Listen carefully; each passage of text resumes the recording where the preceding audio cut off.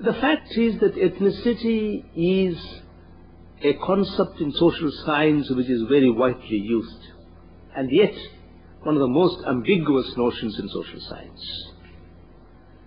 The ambiguity can be located in two sources, as I say it. First, the tendency to encapsulate race into ethnicity. And second, the tendency to conflate nationality and ethnicity. I look upon, and I think it's a fact, that race is a biological category and ethnie is a cultural category, it's a cultural notion. Now, to encapsulate race into ethnicity is to conceal the far more debilitating and stigmatizing racism as compared with what I call ethnicism.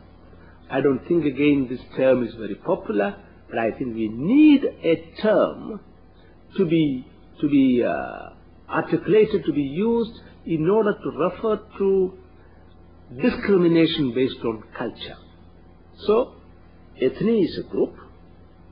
Ethnicity is a positive identity marker of those who are identifying with the ethnic, and ethnicism is the negative dimension in the sense that it is invoked to discriminate people.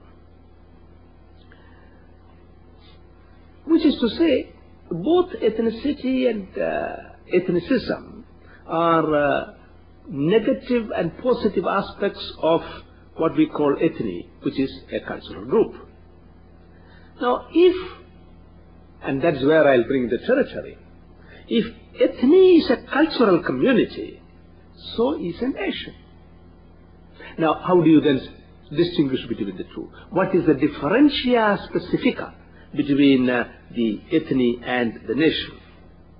As I have defined it, a nation is a common homeland of a people, and this homeland could be ancestral or adopted. A lot of migrants from West Europe went to North America and adopted it as their homeland. No problem. But in order to sustain a people as a community, they should communicate with each other. They should have a language. Again, it could be ancestral or adopted. Some of the colonizing people kept their language.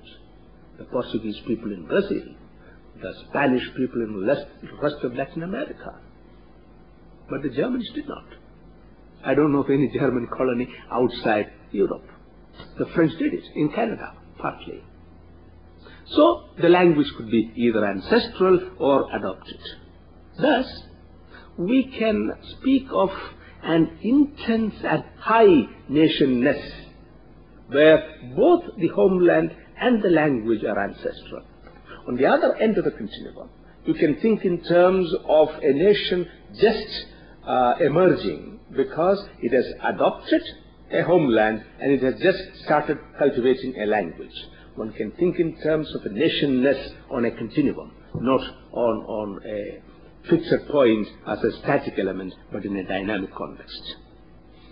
So, if you accept this possibility, nationness can increase or decrease. A community with a high level of nationness over a period of time may lose it. Another community with low level of nationness can intensify it. That possibility is there. The point to be emphasized, therefore, is a nation is a community in communication in its homeland. I very frequently say a nation is a felt community, not a built community. Everybody talks about nation building. I some or other think that's very difficult. You don't have to build a nation.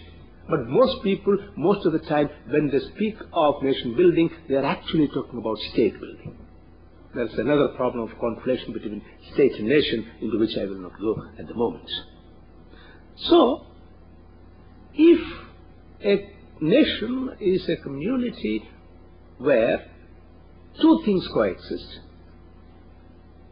A common homeland, that is territory, and a culture, of which the most important element is language. In contrast, an ethnie is a cultural community, but pursues its ancestral lifestyle outside its homeland. And therefore I defined ethnicity is a product